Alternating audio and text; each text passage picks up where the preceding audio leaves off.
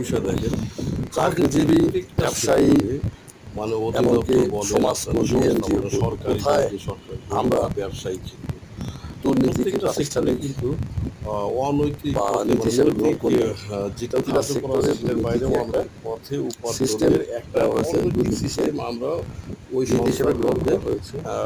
কি অর্থের বলছি দ্বারা আমরা সমাজে যেহেতু একটা নৈতিকভাবে সম্মান স্থাপন করে দিয়েছে, এবং মানে এই গ্রহণযোগ্যতা অনৈতিকতাটাকে আমাদের আর পেয়ে থাকি, অনৈতিক সেহেতু মনে যে কোনো হয় না। পথেই হোক না এটা কেন কিন্তু অর্থ আমাদের উপার্জনের একটা বিষয় আমাদের বৈধ বা বেতন বা মনে করেন যে মজ্জাগত এটা অর্থাৎ মস্তিষ্কে যদি ব্যবসা হয় আমার ভিতরে রয়ে নর্মাল গেছে। লাভ আমরা যে ওইভাবে কোনো বাইরে পথেই কিন্তু আমরা এটা অর্থ চিন্তা করি উপার্জন করতে যে চাই। যে তবে প্রবলেমটা অবস্থানে আছে হচ্ছে সেখান থেকেই আমরা সেই টু উপার্জনের পয়েন্টস চাহিদা বেশি বা ইনকামের ধান্দাটা তার কোনো আমাদের লিমিট মাথার মধ্যে স্যার সবসময় নেই, কাজ এটাই করে। হচ্ছে সমস্যা। একটু আমাদের খেয়াল করে দেখেন আমাদের দেশের প্রত্যেকেরই যে সমস্ত ছোট দুর্নীতি বা করতে বড় গিয়ে ব্যবসায়ী লিমিট ছাড়া করে ফেলি, এটাই হচ্ছে স্কয়ার বা সবচেয়ে বিএসপি বা সমস্যা। একটা হাতে গোনা প্রতিষ্ঠান ছাড়া বাকি এমন কি